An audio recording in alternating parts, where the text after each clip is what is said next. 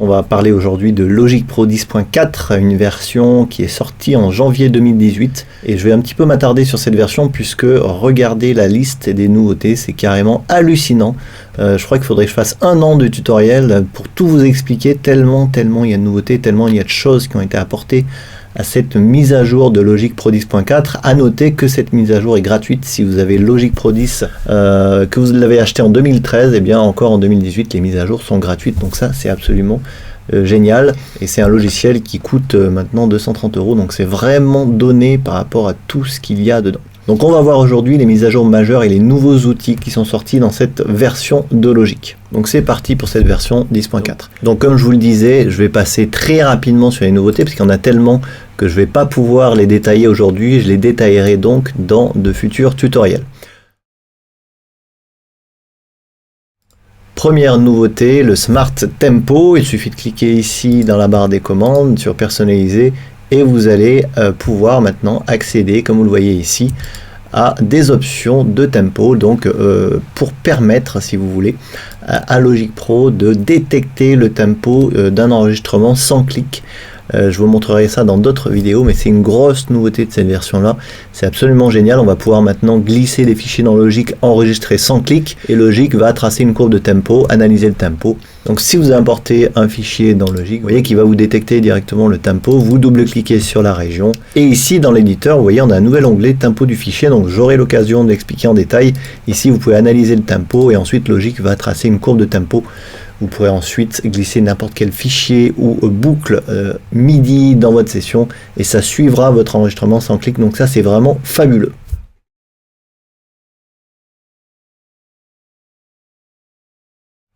Alors autre fonctionnalité absolument géniale, vous allez pouvoir maintenant prendre un fichier Wave, le faire glisser sur votre bibliothèque Apple Loop. Donc je vais le faire ici comme ça. Vous voyez, le fait de le glisser dessus va nous permettre d'ajouter le fichier Wave directement dans la bibliothèque Apple Loop.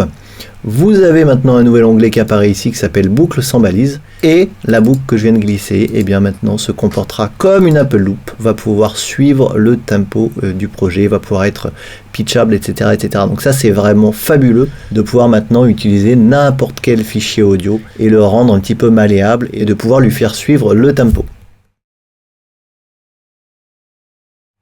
Autre nouveauté sympathique, ici dans tous les fichiers, si vous avez par exemple des dossiers de banque de sons, des dossiers de vos projets Logic, des dossiers où vous avez énormément de banques de samples, etc. qui sont sur votre disque dur, plutôt que de double-cliquer dans les dossiers systématiquement, comme je suis en train de le faire ici, vous allez sélectionner le dossier dans lequel il y a toutes vos banques de sons, par exemple ici le dossier Soundbank chez moi. Et qu'est-ce que je vais faire? Je vais faire un clic droit dessus et je vais tout simplement cliquer sur signer pour Soundbank. Qu'est-ce qui va se passer maintenant? Et bien maintenant j'ai une nouvelle icône qui apparaît ici, je vais cliquer dessus et vous voyez que maintenant le dossier Soundbank est directement accessible en cliquant sur l'icône qui est là, signer. Donc signer, ce sont tous les favoris de tous vos dossiers que vous allez pouvoir mettre ici dans Logic. Ça vous évitera à chaque fois d'aller les chercher manuellement et de naviguer de dossier en dossier et de sous-dossier en sous-dossier. Donc voilà une fonction très pratique. Et juste à côté, comme vous le voyez, vous avez les loops qu'on vient de voir juste avant, donc les loops qu'on a fait glisser, les fichiers Wave qu'on a fait glisser, qui sont des loops du coup personnels qui ne sont pas de base compris dans Logic. Donc les deux nouvelles onglets ici pour accéder à vos dossiers favoris et ici pour accéder à vos boucles favorites pour enrichir encore toutes les boucles disponibles dans Logic. Autre nouveauté, l'instrument virtuel Alchemy est enrichi de 150 nouveaux presets, donc on a maintenant plus de 3300 presets directement accessibles dans Alchemy. Pour en bénéficier, vérifiez bien ici dans Logic Pro 10 bibliothèque de son, ouvrir le gestionnaire, que ici la bibliothèque de son Alchemy est bien complètement installée, sinon il va falloir la mettre à jour ici. Autre nouveauté, deux nouveaux instruments font leur apparition dans Logic Pro 10, Studio Horn et Studio String. Donc Studio Horn évidemment c'est pour les cuivres, on va regarder ça rapidement. Et ces deux instruments sont livrés avec tout un tas de boucles, hein. Vous pouvez accéder aux boucles Studio Horn et Studio String directement ici dans les Apple Loop. Si vous prenez par exemple une boucle de cuivre ici, on va la faire glisser là. Et ce qui est intéressant, c'est qu'on peut paramétrer toutes les articulations de jeu, donc ça c'est vraiment excellent. Je vous montrerai ça en détail dans une vidéo, mais grosso modo, vous pouvez accéder à ces paramètres ici. Vous cliquez sur nouvelle articulation, Vous allez pouvoir tout régler ici. Et dans l'éditeur MIDI, maintenant, qu'est-ce qu'on a? Eh bien, quand on clique sur une note, eh bien, vous voyez, on a la possibilité de changer l'articulation note par note. Donc ça, c'est vraiment super intéressant. C'est exactement le même principe si je prends Studio String, qui est cette fois-ci dédié aux cordes. Pareil, ici dans les Apple Loops, je peux accéder aux boucles Studio String, les prendre ici et les faire glisser directement dans Logic. Donc en termes de qualité, on n'est pas sur des banques de son très haut de gamme, mais néanmoins, on a pas mal de réglages possibles, d'articulation, de vélocité, vous voyez, on a des réglages de filtres, etc. Donc c'est vraiment intéressant d'avoir déjà ça dans Logic. Si vous n'avez rien d'autre, eh bien c'est toujours bon à prendre, d'autant plus que une fois les réglages effectués, vous pouvez changer l'instrument virtuel sur le côté et faire lire toutes ces partitions MIDI par d'autres instruments virtuels. Autre nouveauté, l'instrument RetroSynth qu'on a depuis maintenant un moment dans Logic qui émule les vieux synthés analo, eh bien gagne 18 nouveaux filtres. Donc tout simplement ici vous accédez à tous ces filtres qui sont là et en fonction du filtre qui est sélectionné, vous voyez que ce bouton change parfois de fonctionnalité. Donc j'aurai l'occasion de vous expliquer tout ça dans un autre tutoriel, mais voilà, sachez qu'on gagne toutes ces fonctionnalités dans le RetroSynth, ce qui est absolument génial pour pouvoir varier un petit peu les textures sonores. En termes d'effets, eh bien, on n'est pas en reste puisqu'on a des nouveaux plugins qui sont dispo maintenant dans Logic. Donc on a notamment deux multi-effets qui font leur apparition, le Fat FX et le Step FX. Je vous montre à quoi ils ressemblent. Évidemment, je ferai des tutos spéciaux dédiés à ces effets. Donc le Fat FX, vous voyez, qui comprend des étages de filtrage, de la distorsion, un enhancer, des LFO. Donc vous allez pouvoir réchauffer, moduler votre son comme vous voulez avec ce multi-effet. Vous pouvez les activer tous en même temps ou ceux que vous voulez. Et évidemment, on a tout un tas de presets qui sont disponibles. On a également le Step FX qui est absolument génial, qui permet de faire des séquences pas à pas comme ça, avec tous ces modules disponibles. Donc ça aussi j'aurai l'occasion de le détailler, il est vraiment fabuleux cet effet dans Logic Pro 10.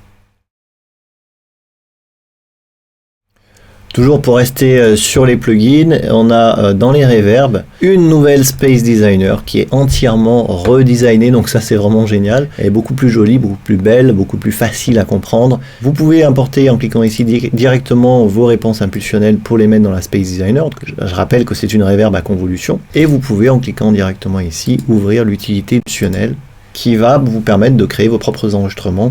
Il suffit de vous munir des bons micros, d'avoir un petit peu la technique, j'aurai l'occasion d'en reparler, mais vous pouvez enregistrer vos propres lieux pour les implémenter dans cette reverb, donc ça c'est assez génial. Et on gagne aussi un égaliseur de sortie, comme vous le voyez ici, donc ça c'est assez super. L'égaliseur de sortie a été revu et redesigné, donc ça c'est assez génial. On a accès un petit peu à tous ces filtres de façon beaucoup plus ergonomique qu'avant. La Platinum Verb a disparu, donc c'est pas forcément un mal puisqu'elle sonnait quand même pas terrible, mais maintenant on a une nouvelle reverb, Chroma Verb, qui est une reverb algorithmique, qui est absolument géniale. Elle sonne vraiment bien et vous avez vraiment plein d'émulations de lieux que vous allez pouvoir utiliser directement dans Logic. Donc elle est super jolie, comme vous voyez il y a un EQ intégré, vous allez pouvoir sculpter votre son avec cette reverb comme vous voulez, et je trouve qu'elle sonne quand même assez bien pour une reverb directement intégrée dans un séquenceur. Donc j'aurai l'occasion à nouveau de faire un tuto spécial sur cette Chroma Verb. Toujours dans les plugins, le plugin Direction Mixer qui sert à régler les plans stéréo et à dématricer les prises MS, eh bien, a été revu comme vous le voyez avec de nouvelles options. J'aurai l'occasion de le détailler avec des exemples dans d'autres tutos sur le blog. Le Mellotron qui était intégré à l'EXS24 a maintenant son propre instrument virtuel, comme vous le voyez ici, Vintage Mellotron. Donc ça c'est à nouveau un nouveau plugin qui permet de jouer ces sons de Mellotron, et vous voyez qu'il y a une toute nouvelle interface qu'il n'y avait pas avant. Alors concernant les plugins, il y a des nouveautés fabuleuses, c'est tout simplement la possibilité d'annuler les réglages que vous avez fait sur un plugin. Par exemple, si je fais ça, et que je veux revenir en arrière, c'est-à-dire l'équivalent du POM-Z mais à l'intérieur des plugins, eh bien je peux faire comme ça. Annuler, annuler, donc on a maintenant un POM-Z à l'intérieur de tous les plugins dans Logic, et ça c'est excellent. Même chose dans la table de mixage, c'est-à-dire toutes les actions de mixage que vous allez faire. Je baisse ce volume par exemple, je mets un panoramique, je fais un petit peu n'importe quoi mais pour vous montrer. Je vais aller pouvoir dans le menu édition et annuler toutes les actions de mixage que j'ai fait. Donc par exemple ici j'annule la dernière opération de panoramique, vous voyez. Je retourne dans le menu édition, ici pareil j'annule le panoramique, etc. etc. Et j'annule toutes les actions que j'ai fait dans la table de mixage. Donc ça on l'avait pas avant, on l'a maintenant. Donc le POM Z à la fois dans la table de mixage et à la fois dans les plugins. Attention, il ne faut pas appuyer sur commande Z puisque commande Z va s'appliquer au projet logique. Par exemple, si je fais commande Z, j'ai effacé une région, je vais pouvoir revenir en arrière. Et si je veux revenir en arrière dans les plugins, il faut bien utiliser ce menu-là sur les plugins et ce menu édition ici directement dans la table de mixage. Toujours concernant les plugins, il y a une chose maintenant absolument géniale. Vous pouvez linker comme ça vos plugins. Donc on pouvait le faire avant, mais maintenant je peux, si vous voulez, multi-linker les plugins. Donc comment ça marche? Je fais un clic droit dessus, je me mets sur multi. Je vais par exemple ouvrir 2 plugins comme ça. Allez, je vais en ouvrir 3. Vous voyez, par ordre d'arrivée, 1, 2, 3, d'accord? Donc je vais faire ça sur tous les plugins qui sont ouverts. Voilà. Et si maintenant je change de piste, eh bien, les 3 premiers plugins de la piste suivante vont s'ouvrir simplement en cliquant sur la piste. Donc ça, c'est absolument fantastique. Ça va économiser beaucoup de temps à fermer, ouvrir les plugins, puisque quand on a plein de plugins sur chaque tranche, eh bien, une fois que vous les passez tous en multi, eh bien, vous changez de piste, eh bien, c'est tous les plugins de la piste que vous sélectionnez qui s'ouvrent. Donc après, à vous de voir ceux que vous voulez mettre en multi ou pas. Mais en tout cas, je trouve que c'est une fonction vraiment hyper pratique. Et bien entendu, le raccourci V fonctionne toujours. Concernant les drummers, eh bien on a 2 nouveaux drummers, donc on va voir où ils sont. Pour aller trouver ces nouveaux drummers, tout simplement, il va falloir aller ici donc dans la bibliothèque. Vous allez dans compositeur et les 2 nouveaux drummers sont ici, Austin et Tyrell. Donc vous double-cliquez dessus tout simplement et vous avez des ballets. Voilà, les drummers peuvent maintenant jouer au ballet, donc ça c'est assez intéressant, j'ai pu les tester. Si encore une fois le drummer vous le réglez bien, eh bien on peut faire des choses fabuleuses avec, d'autant plus que si les sons ne vous conviennent pas, on a plein de nouveaux presets et vous pouvez aussi tout à fait remplacer l'instrument Drum Kit Designer de Logic par un autre plugin. Et si vous ouvrez maintenant le Drum Kit Designer, vous allez dans Producer Kit ici, vous allez pouvoir trouver 2 nouvelles batteries jazz ici, donc vous pouvez tout à fait utiliser ces batteries jazz sur des boucles qui ne sont pas créées avec le drummer, donc ça c'est aussi intéressant, ne serait-ce que pour utiliser ces sons. Alors concernant les plugins, on a aussi des nouveaux EQ, vous avez des émulations tout simplement d'EQ vintage qui font leur apparition dans Logic. Donc ça c'est absolument génial. On va les ouvrir. Donc voilà les 3 nouveaux plugins qui émulent des égaliseurs vintage. Donc quel est l'intérêt? Eh bien si vous voulez, l'égaliseur de Logic, lui sera plutôt transparent avec un son un petit peu plus clean, alors que tous ces égaliseurs là vont apporter une couleur, une coloration un petit peu chaude à votre son. Encore une fois, j'aurai l'occasion de vous expliquer tout ça dans une autre vidéo, mais comprenez-moi, je ne peux pas tout expliquer tellement il y a de nouveautés dans cette version de Logic.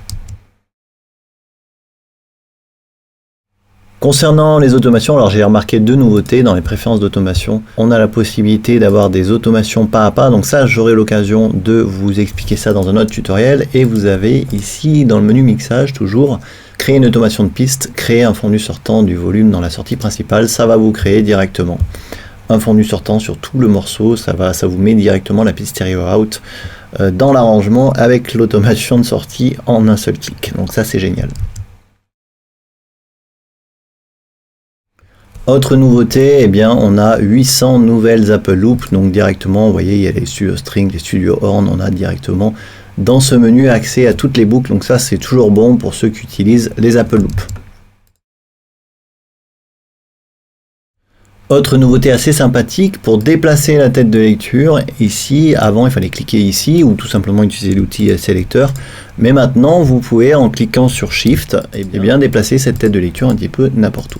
Donc à partir du moment où vous êtes dans une zone grise, vous pouvez en maintenant Shift enfoncé déplacer votre tête de lecture sans aller en haut dans la barre ici des mesures. Donc ça c'est assez super d'avoir implémenté cette nouveauté.